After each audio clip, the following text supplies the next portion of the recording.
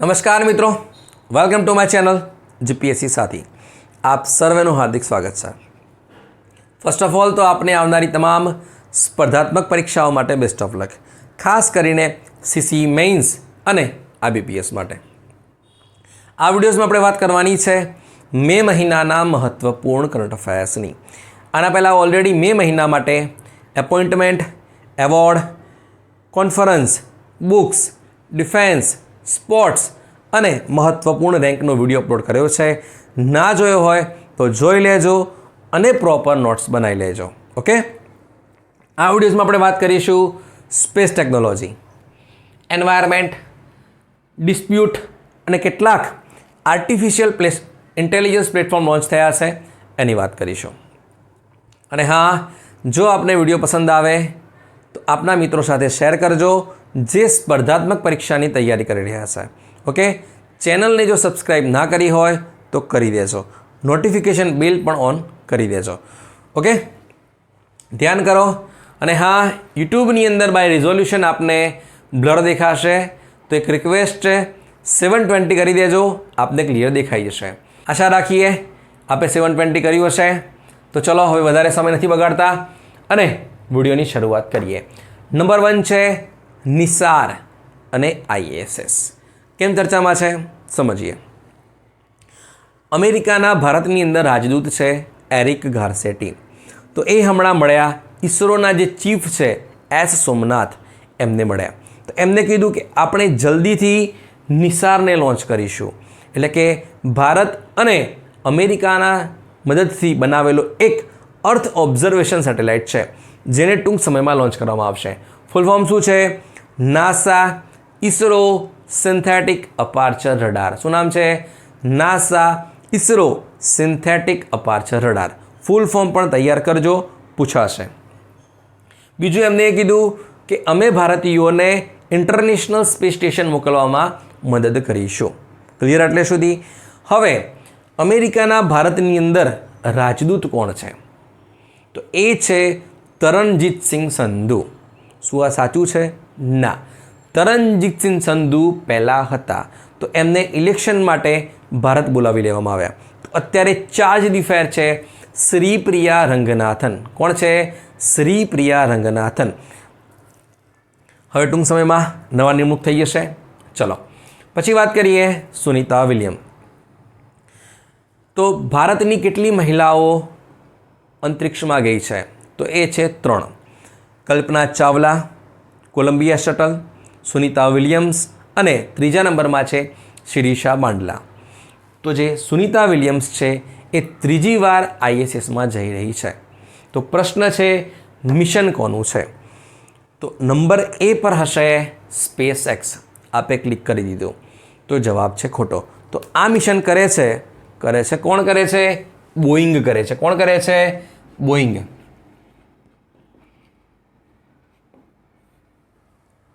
Visibility change કરી દેજો તો આપને ક્લિયર દેખાશે। તો અમેરિકાની અંદર પહેલાં કોઈ પણ એસ્ટ્રોનોટને મોકલવા હોય તો એમની જોડે સ્પેસ ક્રાફ્ટ છે એ સ્પેસ એક્સનું હતું। હવે આ સફળ થઈ ગયું છે, તો આ બન્યું છે બીજા નંબરનું। તો ક્યાંથી લોન્ચ કર્યું? Cape Canaveral international space station ફ્લોરિડામાંથી। રોકેટ કયું હતું? એટલાસ 5। કયું છે? એટલાસ 5। તો સુનિતા વિલિયમ્સ ક્યાંના છે? ગુજરાતના તો છે। ગુજરાતમાં ક્યાંથી?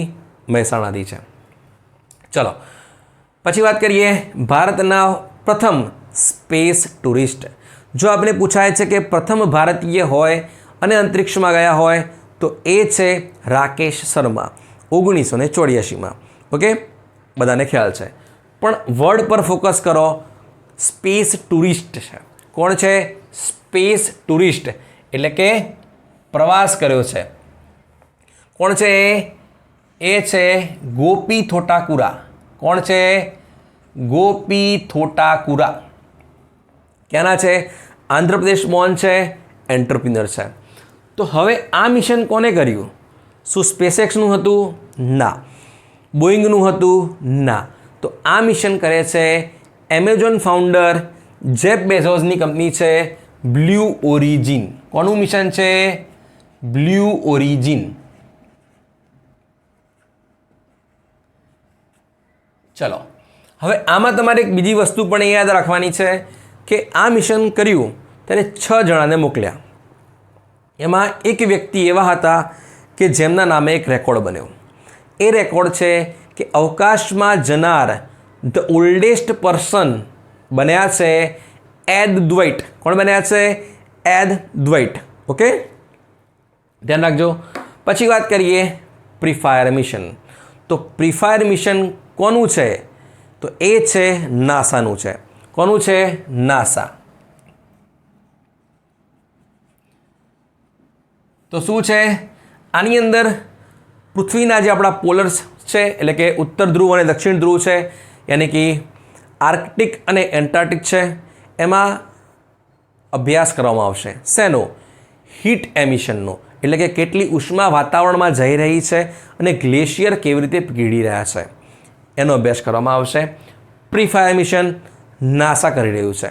ધ્યાન રાખજો, આપને એક્ઝામ્સમાં એ રીતે જ પૂછાશે કે તાજેતરમાં કરેલું પ્રીફાયર મિશન એ કઈ સ્પેસ એજન્સી દ્વારા કરવામાં આવેલ છે. તો આપને સ્પેસ એજન્સીઓના નામ પણ ખબર હોવા જોઈએ. જે આપણે સ્પેસ ટેકનોલોજીનો જે વિડીયો અપલોડ કર્યો છે એમાં કમ્પ્લીટ સમજાયું છે. ના જોયો હોય તો જોઈ લેજો. ચલો, પછી વાત કરીએ ચેંગઈ-6. તો ખ્યાલ જ હશે આપણને, ચાઇનાનું મિશન છે. તો કેમ અગત્યનું છે? તો ચંદ્રના દક્ષિણ ધ્રુવ પર સફળ મિશન કરનારો દેશ પૂછાય તો એ છે ધ વન એન્ડ ઓનલી આપણું ભારત. તો ચાઇનાએ પણ શું કર્યું? ત્યાં મોકલ્યું. તો એમને એવું નક્કી કર્યું કે આપણે ભારત કરતાં પણ કંઈક આગળ પડતું કરીએ. ઓકે, કેમ કે આપણે કાઉન્ટર કરવા માટે જ છે ને, તો આપણા વિરોધમાં ચાલશે. તો એને એવું નક્કી કર્યું કે અમે ચંદ્રમાના દક્ષિણ ધ્રુવ પર સફળ મિશન કરશું અને ત્યાંથી તેની જે ડસ્ટ છે અથવા તો ત્યાંનું જે રોક્સ છે એને અમે પૃથ્વી પર પાછા લાવીશું. ઓકે, ખ્યાલ આવી ગયો? એટલે કે દુનિયાનું પ્રથમ મિશન કે જેની અંદર ચાઇનાનું જે સેમ્પલ છે, ડસ્ટ અથવા તો ત્યાંના રોક્સ છે, એ પાછા લાવવાના છે. ઓકે, પાછું આવી જવાનું છે મિશન. મે બી જૂનના એન્ડિંગમાં આવશે, ત્યારે આપણે અપડેટ કરશું આમાં. જો કંઈ ખરાબી ના આવે તો, સફળ થઈ જાય છે તો કોનું છે? ચાઇનાનું છે. પણ હવે એ જે લેન્ડ છે, આપણે જ્યારે ચંદ્રયાન-3 લેન્ડ કર્યું તો એ જે લેન્ડિંગ પોઈન્ટ છે તો એમનું નામ શું હતું? શિવશક્તિ. ચંદ્રયાન-2નું નામ શું રાખ્યું?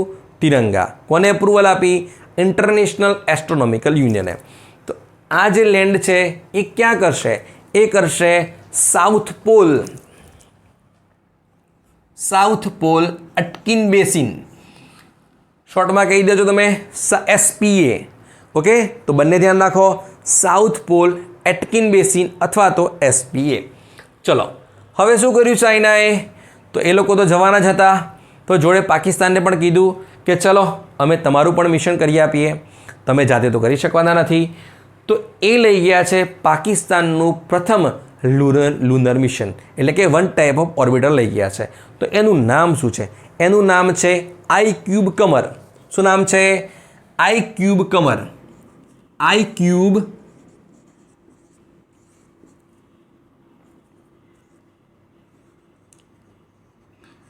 કમર. એટલે કે iCube કમર એ ચાઇના દ્વારા મોકલવામાં આવેલું પાકિસ્તાનનું પ્રથમ લુનર મિશન છે. હવે પ્રશ્ન હું તમને એમ કરું કે આપણી જે સ્પેસ એજન્સી છે એને કહેવાય છે ISRO. તો જૂનું નામ શું હતું? ઇન્કોસ્પાર. તો જે પાકિસ્તાન છે એની સ્પેસ એજન્સીનું નામ શું છે? તો આપના મગજમાં જ આવશે પાકિસ્તાન સ્પેસ એજન્સી. ઓકે, ના. તો પાકિસ્તાનની જે નેશનલ સ્પેસ એજન્સી છે એને કહેવાય છે સુપરકો. શું કહેવાય છે? સુપરકો. ઓકે, હું કેમ કહી રહ્યો છું? કેમ કે જ્યારે ચાઇનાએ એનું રોકેટ લોન્ચ કર્યું લોંગ માર્ચ 5, તો એની ઉપર જે પાકિસ્તાનની સ્પેસ એજન્સી છે એનો લોગો હતો. ઓકે, તો એનું નામ છે સુપરકો. ઓકે, ધ્યાન રાખજો. પછી વાત કરીએ 55 કેંકરી-E અને ગ્લીઝ 12B. બંને શું છે સમજીએ. તો ચર્ચામાં હતા. તો જે 55 કેંકરી-E છે એને કહેવાય છે સુપર અર્થ કહેવાય છે, એક્ઝોપ્લેનેટ કહેવાય છે અથવા તો જેન્સેન પણ કહેવાય છે. એટલે કે અર્થ કરતાં કેટલું છે, બમણો ડાયામીટર છે. તાપમાન પણ 1700 ડિગ્રી કરતાં વધારે છે. અને કેટલું દૂર છે, એ દૂર છે 41 લાઇટ યર, એટલે કે 41 પ્રકાશ વર્ષ દૂર છે પૃથ્વીથી. તો પ્રશ્ન છે કે 1 લાઇટ યર એટલે કેટલા? લાઇટ યર યાની કે પ્રકાશ દ્વારા એક વર્ષમાં કરવામાં આવેલું અથવા તો કાપવામાં આવેલું અંતર, જેને કહેવાય છે 1 લાઇટ યર. તો 1 લાઇટ યર એટલે કેટલા થશે? 9.5. કેટલા થશે? 9.5 ટ્રિલિયન કિલોમીટર. વર્ડ પર ફોકસ કરજો, ટ્રિલિયન છે, ઓકે, બિલિયન નહીં. તો કેમનું યાદ રાખશું આપણે? આને આપણે એ રીતે યાદ રાખશું કે ભારતની જે ઇકોનોમી છે એ 2025 સુધી કેટલી કરવાની છે? 5 ટ્રિલિયન. તો એનું ડબલ કરી દો, -0.5 કરી દો. એ રીતે તમે યાદ રાખી શકો છો. પછી બીજું લખ્યું છે ગ્લીઝ 12b. આ પણ વન ટાઈપ ઓફ રિસેન્ટલી શોધાયેલો પૃથ્વી જેવો જ પદાર્થ છે.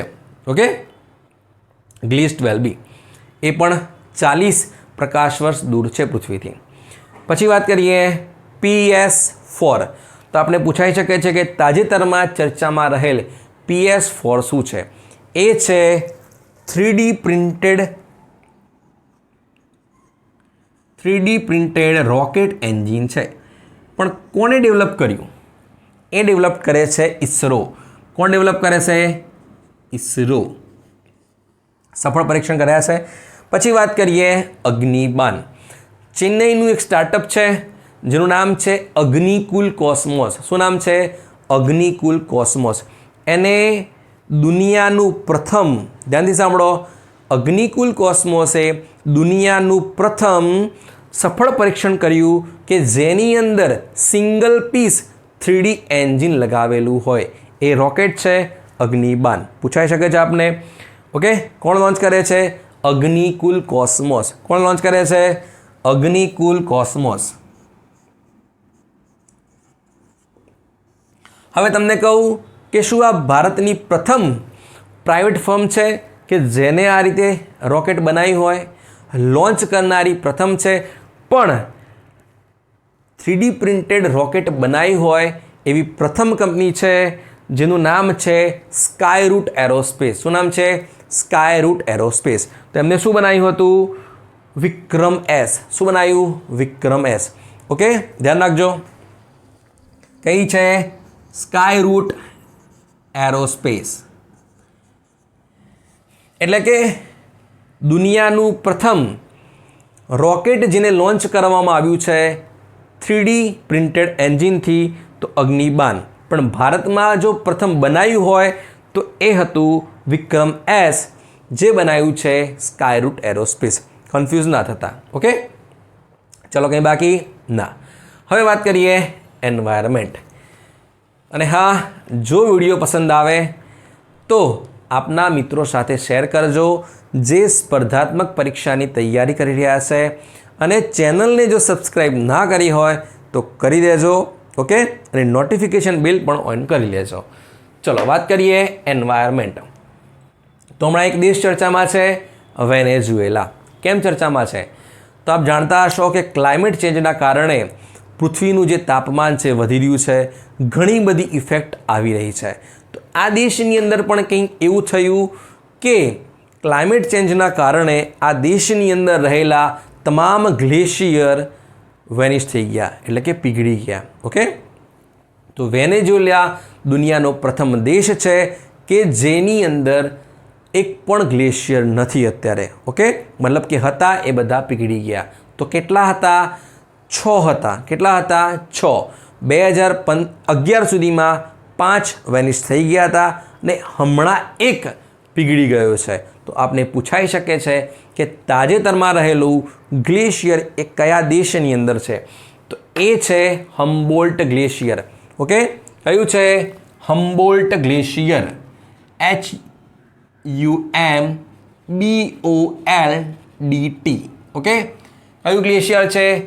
હમ્બોલ્ટ ગ્લેશિયર. HUMBOLDT.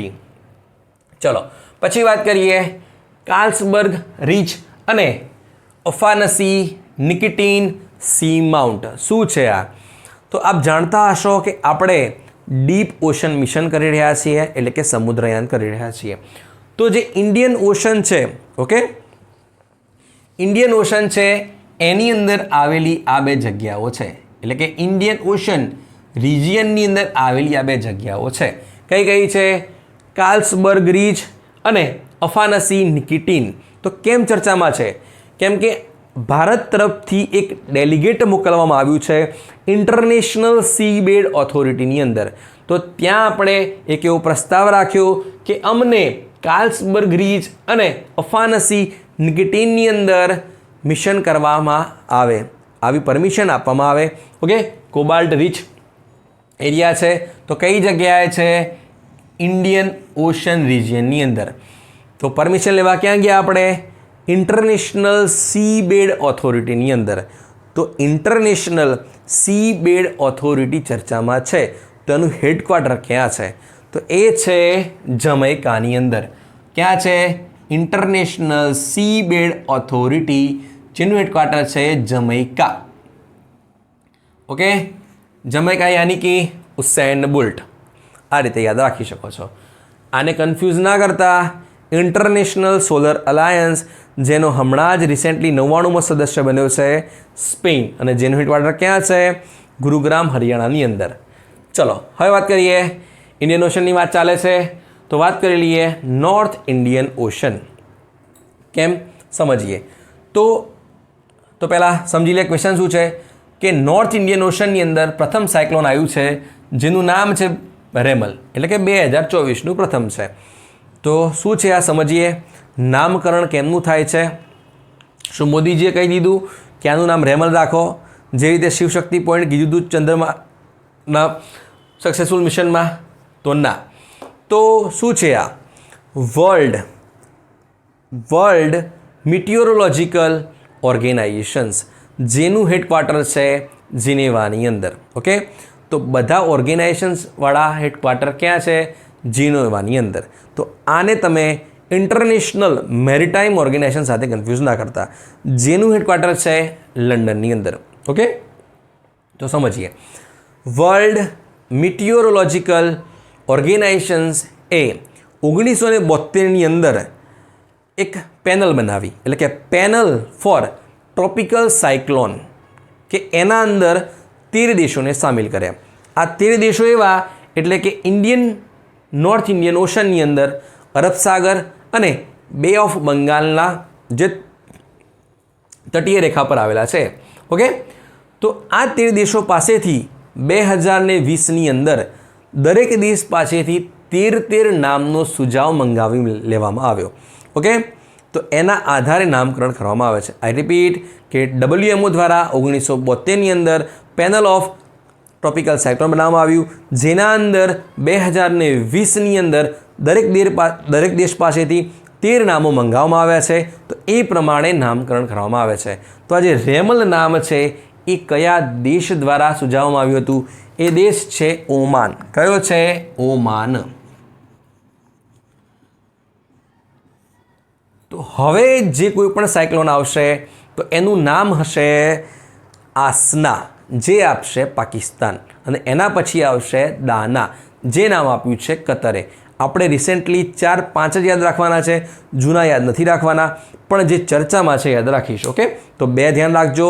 નેક્સ્ટ આવશે આસના, જે પાકિસ્તાન આપે છે, અને પછી આવશે દાના, જે આપે છે કતર આપે છે. ઓકે, ચલો પછી વાત કરીએ ઓક્રાડેનસ લકપતેન્સીસ. તો તાજેતરમાં ચર્ચામાં રહેલ ઓક્રાડેનસ લકપતેન્સીસ શું છે? આપને પૂછાય. તો આ શું છે? વન ટાઈપ ઓફ પ્લાન્ટ છે. શું છે? One type of plant. તો કેમ ઇન્ક્લુડ કર્યું છે સમજીએ. તો આપ જાણતા હશો કે આપણો જે કચ્છનો જે પ્રદેશ છે એ એકલું રેગિસ્તાન છે. આપ જાણતા હશો રણોત્સવ જે ડિસેમ્બરમાં યોજાય છે. ઓકે, તો એવું કંઈ આપણે ત્યાં કરી શકીએ કે જે કચ્છનું જે રણ છે એને લેવિશ ગ્રીનની અંદર આપણે કન્વર્ટ કરીએ. વાત સમજવામાં આવે છે ને કે કચ્છનું જે રેગિસ્તાન છે ત્યાં શું કરવાનું છે? આપણે ગ્રીનરી કરવી છે. ઓકે, પાણીની સમસ્યા છે ત્યાં, તો એવો પ્લાન્ટ જોશે કે જે ત્યાં શું કરી શકે છે, ગ્રો કરે અને કચ્છને લેવિશ ગ્રીનરીમાં કન્વર્ટ કરે. ઓકે, તો એક રિસર્ચ થયું છે અને રિસર્ચ શેમાં પબ્લિશ થયું છે, એ થયું છે ફિટોટાક્સા. કઈ જર્નલ છે? ફિટોટાક્સા. એટલે કે દુનિયાની, ધ્યાનથી સાંભળો, દુનિયાની સૌથી લાર્જેસ્ટ જર્નલ છે શેના માટે? બોટનિકલ ટેક્સોનોમી માટે. એટલે કે ફિટોટાક્સા છે એ દુનિયાની સૌથી મોટી જર્નલ છે બોટનિકલ ટેક્સોનોમી માટે. એમાં આ રિસર્ચ પબ્લિશ થયું છે કે ઓક્રાડેનસ લકપતેન્સિસ છે એને આપણે જો કચ્છની અંદર ગ્રો કરીએ છીએ તો કચ્છની અંદર આપણને રિઝલ્ટ સારું મળશે અને કચ્છને આપણે લેવિશ ગ્રીન બનાવી શકીએ છીએ. ક્લિયર એટલે સુધી? ચલો પછી વાત કરીએ કાશી લાલીમા. તો શું છે કાશી લાલીમા? તો આ છે એ એક વેજીટેબલ છે જેની અંદર ઓકરા નામનો રોગ થાય છે. જે આપ સાયન્સની જીસીઆઈટીમાં વાંચતા હશો તો આઈડિયા આવી ગઈ. યસ, ભીંડા છે. શું છે આ? ભીંડા છે, યાની કે લેડી ફિંગર. તો કેમ ઇન્ક્લુડ કર્યું છે?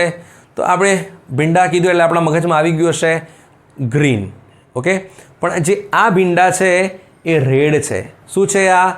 રેડ છે. એટલે કે જે કાશી લાલીમા છે એ વન ટાઈપ ઓફ ભીંડા છે જે લાલ કલરના છે. પ્રાઇસ શું છે? 45 રૂપિયા કિલો? ના, 45 રૂપિયાના 100 ગ્રામ છે. એટલે કે 450 રૂપિયા કિલો આના બીજ મળશે. ઓકે, ભવિષ્યમાં આને જીઆઈ ટેગ મળી શકે છે, ધ્યાન રાખજો. ઓકે, તો કોને બનાવ્યા? આ બનાવે છે Indian institute of vegetable research. તો Indian institute of vegetable research ક્યાં છે? વારાણસીના રિસર્ચરોએ બનાવ્યા છે કાશી લાલીમા. એટલે કે વન ટાઈપ ઓફ ભીંડા બનાવ્યા છે.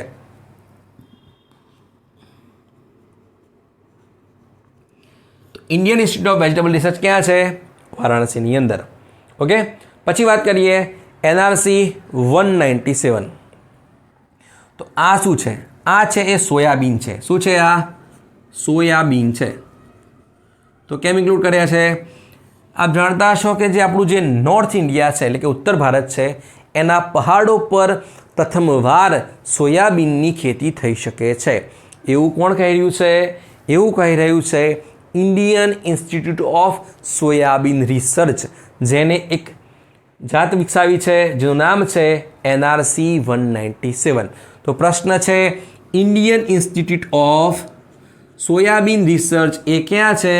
એ છે, ચલો ક્લુ આપું તમને, આ એ જ જગ્યા છે કે ભારતના હમણાં ઇલેક્શન યોજાયા તો ત્યાંથી સૌથી વધારે બહુમતી મળી હોય એવા એમએલએ મતલબ કે એમપી ઇલેક્ટ થયા છે. એટલે કે ભારતનું સૌથી ક્લીનેસ્ટ 7 ટાઈમ માટે the one and only Indore. એટલે કે ઇન્ડિયન ઇન્સ્ટિટ્યૂટ ઓફ સોયાબીન ક્યાં છે? ઇન્દોરની અંદર છે. ઓકે, નેક્સ્ટ વિડીયોમાં આપણે ચર્ચા કરીશું ઇલેક્શન માટેની. ચલો પછી વાત કરીએ ઓલિએન્ડર નેરિયમ શું છે? તો આપ જાણતા હશો કે આપણે કરેણનું જે ફૂલ છે તો કેમ ચર્ચામાં છે? તો કેરળ છે ત્યાંના મંદિરોમાં ચડાવવામાં આવે છે ઓલિએન્ડર નેરિયમ. તો ત્યાં એનું નામ શું છે? તો કેરળની અંદર આને ઓળખવામાં આવે છે અરાલી. શું ઓળખવામાં આવે છે? અરાલી અથવા તો કાનાવીરમ. તો ઓલિએન્ડર નેરિયમ છે એને કહેવામાં આવે છે અરાલી અથવા તો કાનાવીરમ કેરળની ત્યાંની ભાષાની અંદર. પણ ગુજરાતમાં આપણે આને ઓળખીએ છીએ કરણ તરીકે. તો ત્યાં એક મહિલા છે જેને આ જે ફૂલ છે એ ચ્યુઇંગ કર્યા એટલે કે ચાવ્યા. તો જેના કારણે એ મહિલાનું નિધન થાય છે. એટલે કે ઓલિએન્ડર ફ્લાવર્સ છે એને બેન કરવામાં આવે છે એટલે ચર્ચામાં છે. ઓકે, ચલો કંઈ બાકી એન્વાયરમેન્ટમાં. હવે વાત કરીએ ડિસ્પ્યુટ. ઓકે, ચલો એમાં પહેલું છે સ્કાર્બોરોગ શોલ અને સેકન્ડ થોમસ શોલ. તો આ બંને જે ડિસ્પ્યુટેડ એરિયા છે એ કયા દેશો વચ્ચે છે? ઓકે, તો એ છે ફિલિપાઇન્સ અને ચાઇના. કયા કયા છે? China versus Philippines. તો શું છે મુદ્દો? સમજીએ.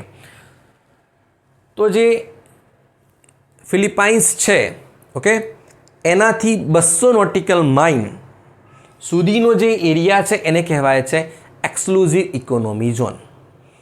તો એક કન્વેન્શન છે United Nations conventions on law of the seas, એટલે કે UN ક્લોઝ, શોર્ટમાં કહી દો. એટલે કે United Nations conventions on the law of the seas, એના અંતર્ગત કોઈપણ દેશની જે તટીય રેખા હોય એથી 200 નોટિકલ માઇલ સુધીનો જે એરિયા છે એને કહેવાય છે એક્સક્લુઝિવ ઇકોનોમી ઝોન. એના અંદર જે પણ સંસાધન હોય અથવા તો આઇસલેન્ડ હોય એ તમારા છે. ઓકે, એટલે જે તે દેશના છે. તો જે સ્કાર્બોરો શોલ છે અને સેકન્ડ થોમસ શોલ છે એ ફિલિપાઇન્સથી 200 નોટિકલ માઇલના અંદર આવશે, એટલે કે એનું જે ઓફિશિયલ રાઇટ છે એ ફિલિપાઇન્સ જોડે છે. પણ ચાઇના એના ઉપર શું કરે છે? પોતાની દાવેદારી કરે છે. તો ચાઇના કેમ પોતાની દાવેદારી કરે છે? ઓકે, આમ તો ચાઇનાને ઘણા બધા દેશો સાથે ડિસ્પ્યુટ હોય છે. જે આ સિયાચીનમાં આપણે જોઈ લેતા હશું કે POKની અંદર જે છે, અથવા તો આપણે ડોકલામ ગણી લો, અથવા તો સિક્કિમની અંદર હમણાં જે એ લોકો ફાઇટર જેટ લગાવી રહ્યા છે. અરુણાચલ પ્રદેશને પોતાનું માને છે. એટલે કે લેન્ડ જે એરિયા છે એમાં તો એ દાવેદારી કરે જ છે, પણ દરિયામાં પણ એની શું કરે છે? દાવેદારી કરવા જાય છે. એટલે કે UN ક્લોઝના વિરુદ્ધ જઈ રહ્યું છે. ઓકે, ચલો. તો કેમ કરી રહ્યું છે ચાઇના આવું? તો આપણને ખ્યાલ હશે કે સાઉથ ચાઇના સી, એના અંદર છે મલેશિયા, વિયેતનામ, બ્રુનઈ, ફિલિપાઇન્સ અને તાઇવાન. ઓકે, તો ચાઇનાએ શું કર્યું કે દક્ષિણ ચીન સાગરની અંદર પોતાની એક 9 ડેશ લાઇન ડ્રો કરી દીધી. એટલે કે 90% જે દક્ષિણ ચીન સાગર છે એ અમારો છે. આના કારણે એને વિયેતનામ છે, તાઇવાન છે, ફિલિપાઇન્સ છે, આના બધા દેશો જોડે એક ડિસ્પ્યુટ ચાલતા રહે છે. તો જે સ્કાર્બોરો શોલ છે અને સેકન્ડ થોમસ શોલ છે એ કોના છે? એ ફિલિપાઇન્સના છે, ના કે ચાઇનાના. ઓકે, ચલો વાત કરીએ ડેરિયન જંગલ. તો આપ જોતા હશો કે કોઈ પણ જે ડેવલપ કન્ટ્રી હોય એમાં લોકો જવાનું વધારે પ્રિફર કરતા હોય છે. ને એમાંય જ્યારે વાત આવે છે અમેરિકાની, તો લોકો કોઈ પણ ભોગે અમેરિકાની અંદર જવા માગશે. ઓકે, જે આપ જોતા હશો તો એક ડેરિયન જંગલ છે. તો આ જંગલની અંદર એક ઇલીગલ રૂટ છે અમેરિકાને એન્ટ્રી માટેનો. તો હવે ડેરિયન જંગલ છે એ અમેરિકાની સરહદ પર આવેલો એક પ્રદેશ છે. તો આ જે ડેરિયન જંગલ છે એ કયા દેશ પાસે છે? તો આ છે એ પનામાની અંદર છે. કોની અંદર છે? પનામા. તો કેમ ચર્ચામાં હતું?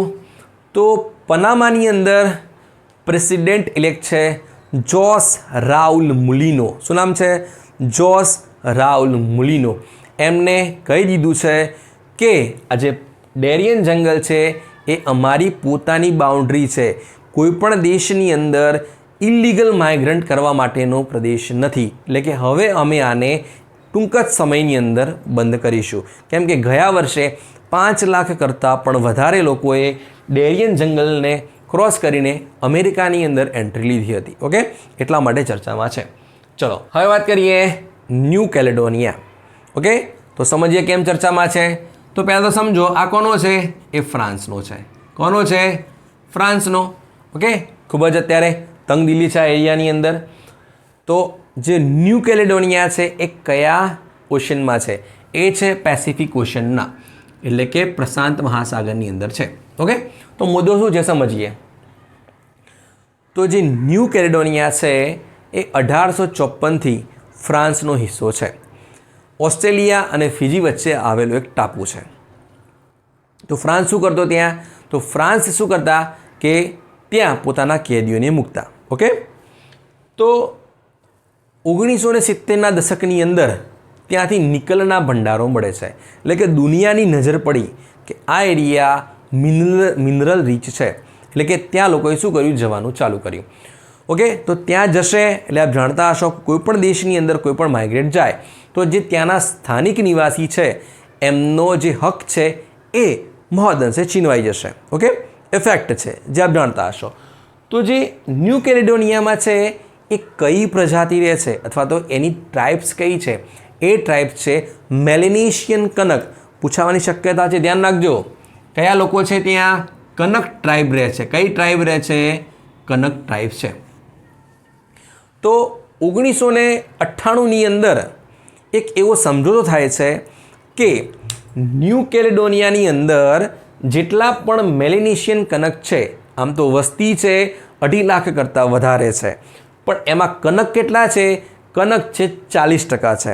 એટલે કે 1998માં એવો સમજૂતો થયો કે ત્યાં જે વોટિંગ રાઇટ્સ છે એ મળ્યા છે કનકને. એટલે કે 1998 પહેલાં જેટલા પણ પ્રવાસી લોકો હતા એ ફ્રાન્સમાં આવ્યા, એમને રાઇટ્સ મળે છે વોટિંગના અને મેલિનેશિયન કનકને. ઓકે, તો પ્રોબ્લેમ શું થયો? તો પ્રોબ્લેમ એ જ થયો કે હમણાં જ ફ્રાન્સની અંદર સાંસદોએ એક સંવિધાનની અંદર સુધારો કર્યો અને એવું કીધું કે ન્યૂ કેલેડોનિયાની અંદર છેલ્લા 10 વર્ષથી જેટલા પણ લોકો રહે છે એમને અમે વોટિંગનો રાઇટ્સ આપી દઈશું. હવે તમે સમજો કે ન્યૂ કેલેડોનિયાની અંદર રહે છે મેલિનેશિયન કનક રહે છે. ઓકે, અને નવા લોકોને વોટિંગ રાઇટ્સ આપવામાં આવશે. તો આમના જોડેથી જે વોટિંગ રાઇટ્સ છે એ તો ગુમાવવાના જ છે. ઓકે, અથવા તો એમની જે ત્યાંની જે સંપત્તિ છે, એમની જે વિવિધતા છે એમાં પણ નુકસાન થવાનો ખતરો છે. ઓકે, એટલા માટે ત્યાં વિરોધ ચાલતો હતો. પછી વાત કરીએ મુલ્લાઈ પેરિયાર ડેમ 128 વર્ષ જૂનો બાંધ છે. કોના કોના વચ્ચે છે? એ છે તમિલનાડુ વર્સિસ કેરળ. ઓકે, આમ તો મૂળ અધિકાર છે તમિલનાડુનો છે, પણ ક્યાં આવેલો છે? પેરિયાર નદીની અંદર, નદી ઉપર આવેલો છે, ઇડુક્કી ડિસ્ટ્રિક્ટ કેરળની અંદર. ચલો પછી વાત કરીએ કોવિશિલ્ડ. મારા કરતાં તમને વધારે ખબર હશે કોવિશિલ્ડનું, પણ ઇન્ક્લુડ કેમ કરી છે? ખૂબ જ ચર્ચામાં છે. તો જે કોવિશિલ્ડ રસી છે એના કારણે યુકેની અંદર કેટલાક લોકોએ ક્લેમ કર્યું કે આના કારણે બ્લડની અંદર ક્લોટિંગ થાય છે, જેના લીધે હાર્ટ એટેક અથવા તો બ્રેઇન સ્ટ્રોક આવવાની સંભાવના વધે છે. એટલે શું કર્યું કે જે કોવિશિલ્ડની જ રસી છે એને કંપનીએ પાછી બોલાવી લીધી. તો કોવિશિલ્ડ બનાવી કોને? કોવિશિલ્ડ બનાવી હતી એસ્ટ્રાઝેનેકા અને ઓક્સફોર્ડ યુનિવર્સિટી દ્વારા. ઓકે, ભારતમાં ઉત્પાદન કોણે કર્યું? સીરમ ઇન્સ્ટિટ્યૂટ ઓફ ઇન્ડિયા, જે અદર પૂનાવાલાની છે. ક્લિયર એટલે સુધી? તો શું થયું? વન ટાઈપ ઓફ થ્રોમ્બોસાઇટોપેનિયા સિન્ડ્રોમ થાય છે. કયું થાય છે? થ્રોમ્બોસાઇટોપેનિયા સિન્ડ્રોમ, યાની કે TTS થાય છે. બરાબર, જેના કારણે બ્લડની અંદર ક્લોટિંગ થશે તો હાર્ટ એટેક અને બ્રેઇન સ્ટ્રોક આવવાની સંભાવના છે. હવે અત્યારે બીજી પણ ચર્ચામાં છે, એ છે કોવેક્સિન. કોવેક્સિન કોણે બનાવી હતી? ભારત બાયોટેક, ડૉક્ટર કૃષ્ણા એલા. હવે વાત કરીએ આંધ્રપ્રદેશ વર્સિસ તેલંગાણા. તો કેમ ચર્ચામાં છે? એ ચર્ચામાં છે હૈદરાબાદને લઈને. કોના લઈને? હૈદરાબાદને લઈને. તો શું છે મામલો? સમજીએ. તો જે આંધ્રપ્રદેશમાંથી 2014ની અંદર જ્યારે તેલંગાણા 29મું રાજ્ય બન્યું, જે આપ જાણતા હશો, તો ત્યારે આંધ્રપ્રદેશ રીઓર્ગેનાઇઝેશન એક્ટની અંદર એક પ્રાવધાન નક્કી કરવામાં આવ્યું કે જે હૈદરાબાદ છે એ 2 જૂન 2014થી લઈને 2 જૂન 2024 સુધી જોઈન્ટ કેપિટલ હશે. એટલે કે એ સમયે હૈદરાબાદ છે એ આંધ્રપ્રદેશ અને તેલંગાણાની કેપિટલ બની. કેટલા વર્ષ માટે? 10 વર્ષ માટે. 10 વર્ષ પૂરા થઈ ગયા 2 જૂને. ઓકે, તો હવે આંધ્રપ્રદેશની નવી કેપિટલ બનાવવી પડશે. તો સમજીએ વાત. તો વાત છે 2014ની. ઓકે, તો બની ગયું તેલંગાણા. ક્લિયર એટલે સુધી? તો 2015ની અંદર મોદીજી ઉદ્ઘાટન કરે છે. કોની જોડે ઉદ્ઘાટન કરે છે? તેલુગુ દેશમ પાર્ટી. કઈ પાર્ટી છે? તેલુગુ દેશમ પાર્ટી, જે પાર્ટી છે એન ચંદ્રબાબુ નાયડુની, જે અત્યારે કિંગ મેકર છે. ઓકે, NDAનો જે હિસ્સો છે. અને બીજા કોણ છે? બિહારના મુખ્યમંત્રી નીતિશ કુમાર, જે છે JDUના છે. ઓકે, એની આપણે ઇલેક્શનના વખતે વાત કરીશું, વિડીયો બનાવીશું ત્યારે. તો આવી જાઓ બેક ટુ ટોપિક. તો 2015ની અંદર આંધ્રમાં કોણ છે? તેલુગુ દેશમ પાર્ટીના મુખ્યમંત્રી છે એન ચંદ્રબાબુ નાયડુ. એટલે મોદીજીએ ઉદ્ઘાટન કર્યું કે અમરાવતીને આપણે શું બનાવીએ? આંધ્રની કેપિટલ બનાવીએ. બરાબર છે? તો એક અલગ જ એરિયા છે આખો અમરાવતીની અંદર કે ત્યાં નવી કેપિટલ ડેવલપ કરવાની છે. એટલે કે નવેસરથી ડેવલપમેન્ટ કરશું આપણે. ઓકે, આવું નક્કી થયું. પણ 2019ની અંદર જીતી જાય છે YSR કોંગ્રેસ પાર્ટી. ઓકે, એટલે કે જગનમોહન રેડ્ડી. તો હવે કોઈ પણ મુખ્યમંત્રી હોય તો એમને ગયા મુખ્યમંત્રીએ જે કંઈ પણ ઇનિશિયેટિવ લીધા હોય એ શું કરશે, રોકી દેશે અથવા તો રિનેમ કરી દેશે. ઓકે, જેમ આપ જોતા હશો કે YS પોઈન્ટ હતો, મતલબ કે ત્યાં એક તટીય રેખા ઉપર, એ હવે થઈ ગયો છે અબ્દુલ કલામ પોઈન્ટ. ઓકે, જે ચંદ્રબાબુ નાયડુએ કરી દીધો. તો 2019ની અંદર પણ YS જગનમોહન રેડ્ડીએ કીધું કે અમે જે ચંદ્રબાબુ નાયડુએ કીધું છે કે અમરાવતીને કેપિટલ બનાવવાની છે એ અમે નહીં કરીએ. તો અમે શું કરશું, બીજી કેપિટલ ક્યાં બનાવીશું? તો એ વખતે YS જગનમોહન રેડ્ડી એવું નક્કી કરે છે કે અમે આંધ્રપ્રદેશની અંદર 3 કેપિટલ બનાવીશું. ઓકે, વિચાર કરો તમે, 1 નહીં, 2 નહીં, 3 કેપિટલ. તો કઈ કઈ નક્કી કરી? તો એ નક્કી કરે છે, ત્યાંથી સાંભળો, વિશાખાપટ્ટનમ, જેને અમે બનાવીશું એક્ઝિક્યુટિવ. બીજી બનાવીશું, તમે અમરાવતી કીધી, બનાવી દઈશું, વાંધો નહીં, પણ આને કઈ બનાવીશું અમે? લેજિસ્લેટિવ. અને ત્રીજી બનાવીશું અમે કુર્નુલ. કઈ બનાવીશું? કુર્નુલ, જે હશે જ્યુડિશિયરી કેપિટલ. ઓકે, તો આમને પ્રસ્તાવ રાખ્યા હતા, પણ હવે આવી ગયા છે એન ચંદ્રબાબુ નાયડુ. હવે એ તો માનવાના નથી. ઓકે, તો એના માટે કેપિટલનો ડિસ્પ્યુટ ચાલે છે, અત્યારે ચર્ચામાં છે. તો જોઈએ એન ચંદ્રબાબુ નાયડુ હવે કઈ રાજધાની બનાવશે. ઓકે, તો ચલો, અમરાવતી બની છે, ફાઇનલ છે. પછી વાત કરીએ MDH અને એવરેસ્ટ. મારા કરતાં તમને વધારે ખબર હશે આ. તો શું છે મુદ્દો સમજીએ, એક્ઝામ ઓરિએન્ટેડ. તો MDH અને એવરેસ્ટના જે મસાલા છે એમાં એક કાર્સિનોજેનિક એટલે કે કેન્સર થાય એવું કેમિકલ ફાઉન્ડ થયું છે, જેનું નામ છે ETO. કયું છે? ETO. ધ્યાન રાખજો, એક્ઝામ્સમાં આવશે, પૂછાશે કે તાજેતરમાં ચર્ચામાં રહેલ MDH અને એવરેસ્ટની અંદર કયું કેમિકલ ફાઉન્ડ થયું છે. કેમ? કેમ કે સિંગાપોર, હોંગકોંગ, નેપાલ, અમેરિકાની અંદર પણ આને શું કરવામાં આવ્યું છે? બેન કરવામાં આવ્યું છે. પણ ભારતની છે food safety and standard authority of India, એમને કેટલાક સેમ્પલ લીધા હતા, પણ એમાં ન લાવ્યું છે કે આવું કોઈ જ પણ કેન્સર માટેનું કેમિકલ નથી. તો ETOનું ફૂલ ફોર્મ શું છે? ETOનું ફૂલ ફોર્મ છે ઇથાઇલિન ઓક્સાઇડ. કયું છે? ઇથાઇલિન ઓક્સાઇડ. બંને ધ્યાન રાખજો, ETO પણ ધ્યાન રાખો અને ઇથાઇલિન ઓક્સાઇડ પણ ધ્યાન રાખો. ચલો, હવે એવરેસ્ટની વાત કરી રહ્યા છીએ એટલે વાત કરીએ કામ્યા કાર્તિકેયન. કોની વાત કરીશું? કામ્યા કાર્તિકેયન. તો આમને એક રેકોર્ડ બનાવ્યો છે. શું બનાવ્યો છે? તો યંગેસ્ટ ભારતીય છે, વર્ડ પર ફોકસ કરો, યંગેસ્ટ ભારતીય છે જેમને માઉન્ટ એવરેસ્ટ સર કર્યું છે. ઓકે, કેટલી ઉંમરે? 16 વર્ષની ઉંમર છે. ક્યાંના છે? મુંબઈના છે. એટલે કે યંગેસ્ટ ભારતીય હોય અને જો માઉન્ટ એવરેસ્ટ સર કર્યું હોય તો એ છે કામ્યા કાર્તિકેયન, જે મુંબઈના છે. ઓકે, 16 વર્ષની છોકરી છે, નાની. પછી વાત કરીએ કામિરીટા શેરપા. તો આ તો તમને હેરાન કરશે જ, પણ એક્ઝામમાં આવશે જ નહીં. કેમ કે કેટલીક વાર 28 આવશે, 29 આવશે, એનું ફાઇનલ અત્યારે થઈ ગયું છે કે કામિરીટા શેરપા છે એમને 30 વાર માઉન્ટ એવરેસ્ટ સર કર્યું છે. મતલબ કે one type of world record છે. ચલો, પછી વાત કરીએ ચાબહાર. ખૂબ જ મહત્ત્વનો ક્વેશ્ચન છે. ચલો, ચાબહાર પોર્ટ છે એ આપે છે આપણને ઈરાન. ઓકે, તો ભારત તરફથી દુનિયાની અંદર પ્રથમવાર જ્યારે કોઈ પણ પોર્ટનું સંચાલન લેવાની વાત આવે તો એ છે ચાબહાર પોર્ટ છે. કયું પોર્ટ છે? ચાબહાર પોર્ટ છે. ઓકે, ધ્યાનથી સમજીએ મુદ્દો, પણ પહેલાં કેટલાક ક્વેશ્ચન જોઈ લઈએ. શું છે? તો કેટલા વર્ષ માટે? તો એ વર્ષ છે 10 વર્ષ માટે. કેટલા વર્ષ માટે? ઓકે, તો ભારત કેટલા વર્ષ માટે ત્યાં કામ કરશે? 10 વર્ષ માટે.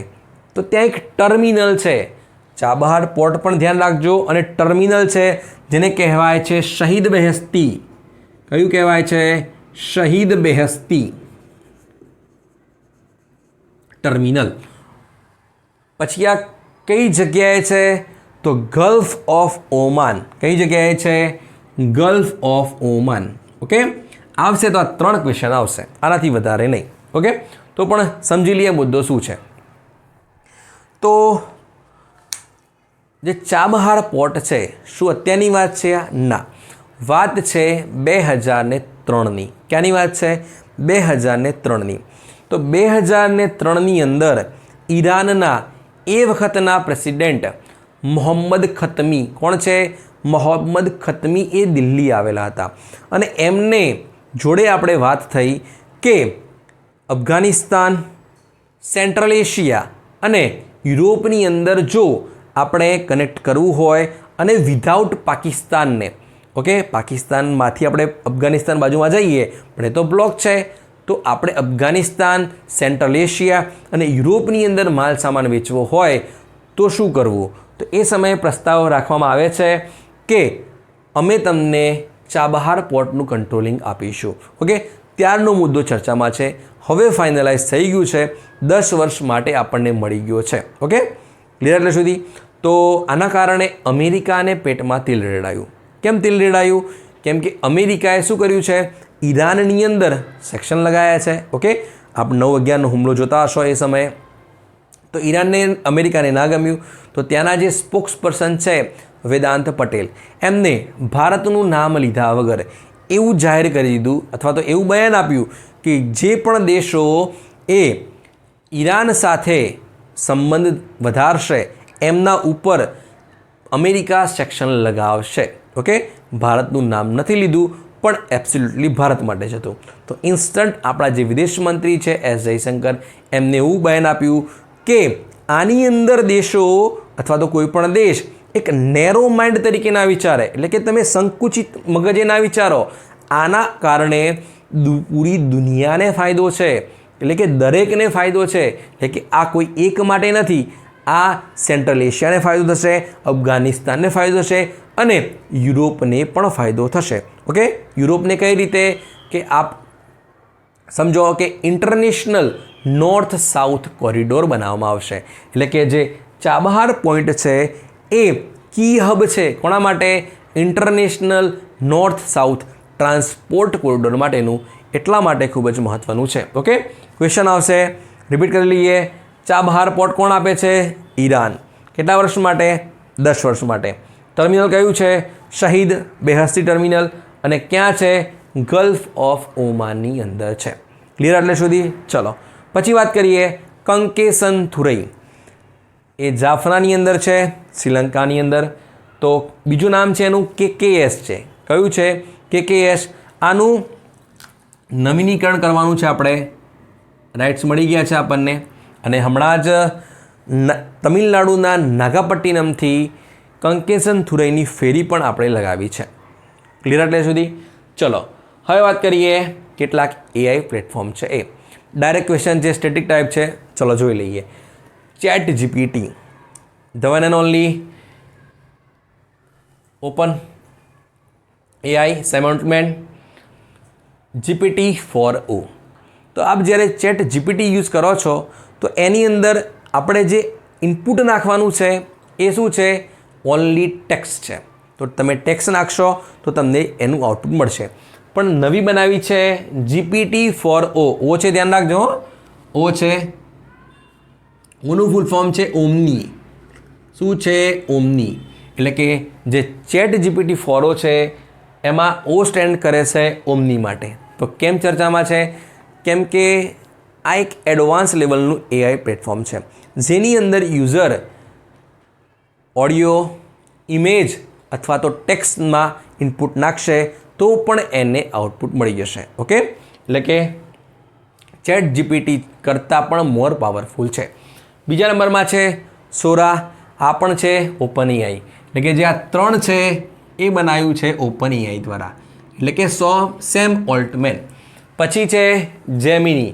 જેમિની બનાવે છે ગૂગલ, એટલે કે આલ્ફાબેટ સુંદર પિચાઈ. પછી વાત કરીએ V3 મિની અને MAI-1. આ બંને બનાવ્યા છે માઇક્રોસોફ્ટ. કોને બનાવ્યા છે? માઇક્રોસોફ્ટ. સત્ય નદેલા. પછી વાત કરીએ, ખૂબ જ મહત્ત્વનો ક્વેશ્ચન છે. આપને પૂછાય કે તાજેતરમાં ચર્ચામાં રહેલ હનુમાન એ શું છે? તો one type of generative artificial intelligence છે. તો કેમ ચર્ચામાં છે? કેમ કે ભારત દ્વારા બનાવવામાં આવી છે. તો ભારત દ્વારા કોને બનાવી? તો ચલો ધ્યાન કરો, વર્ડ હનુમાનજી. તો હનુમાનજી કોને લેવા ગયા હતા? સીતા માતાને તો લેવા ગયા હતા ને, તો આ જે કંપની છે એમનું નામ પણ સીતા માતાને લગતું છે, એટલે કે Sita Mahalakshmi health care. Okay, કઈ છે? Sita Mahalakshmi health care. અને અબુધાબીની કંપની છે 3AI હોલ્ડિંગ. બંનેની ભાગીદારી છે 50-50%, પણ મેડ ઇન ઇન્ડિયા છે એટલા માટે ઇન્ક્લુડ કરી છે. લેંગ્વેજ કેટલી સપોર્ટ કરશે? લેંગ્વેજ કરશે 98 લેંગ્વેજ. કેટલી કરશે? 98. પણ એનાથી વધારે મહત્ત્વનું હોય તો એ છે ભારતીય ભાષાઓ. તો ભારતીય ભાષાઓ કેટલી છે? 12. એટલે કે 98 કરતાં તમારે યાદ રાખવાનું છે 12. એટલે કે હનુમાન AI છે એ 12 ભારતીય ભાષાઓ સપોર્ટ કરે છે. ક્લિયર એટલે સુધી? ચલો, ખ્યાલ આવી ગયો? સીતા મહાલક્ષ્મી, બરાબર.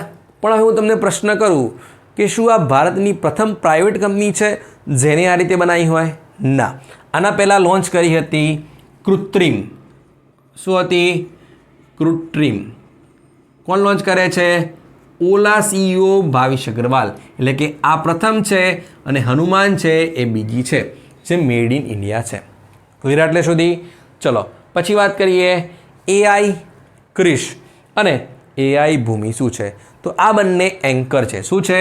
એન્કર છે. કોણ લોન્ચ કરે છે? DD કિસાન. કોણ લોન્ચ કરે છે? DD કિસાન છે. ઓકે, હવે તમે ધ્યાન કરો, એન્કર છે એટલે કે આર્ટિફિશિયલ ઇન્ટેલિજન્સના કારણે સૌથી જો મોટું નુકસાન હોય, ઓકે, તો એ છે હ્યુમન પાવરને નુકસાન કરશે. કેવી રીતે? એટલે કે હવે એન્કર આવી ગયા તો જે ઓરિજિનલ એન્કર હતા, જે હ્યુમન હતા, તો એમની જગ્યા લેશે AI ક્રિશ અને AI ભૂમિ. એ પણ 24/7 365 દિવસ થાક્યા વગર. ઓકે, એટલે ફાયદા પણ ઘણા છે AIના અને નુકસાન પણ છે. ઓકે, ચલો પછી વાત કરીએ વિક્ટોરિયા સિંહ. દુનિયાની પ્રથમ એટલે કે વર્લ્ડ ફર્સ્ટ AI ડિપ્લોમેટ છે. આ કોને, કયા દેશ દ્વારા લોન્ચ કરવામાં આવે છે? એ લોન્ચ કરવામાં આવી છે યુક્રેન દ્વારા. કોના દ્વારા? યુક્રેન દ્વારા. One of the most important question છે કે તાજેતરમાં લોન્ચ કરેલ વિક્ટોરિયા સિંહ એ કયા દેશની AI ડિપ્લોમેટ છે? એ છે યુક્રેનની છે. ઓકે, ચલો ક્લિયર છે એટલે સુધી? ચલો, મે બી કંઈ બાકી નથી. અને હા, જો વિડીયો પસંદ આવે તો ચેનલને જો સબસ્ક્રાઈબ ના કરી હોય તો કરી દેજો, આપના મિત્રો સાથે શેર કરજો અને નોટિફિકેશન બેલ પણ ઓન કરી દેજો, જેથી નેક્સ્ટ વિડીયો આપણને નોટિફિકેશન મળી જશે. ઓકે, તો મળીએ છીએ નવા વિડીયોની અંદર. જય હિન્દ, જય ભારત.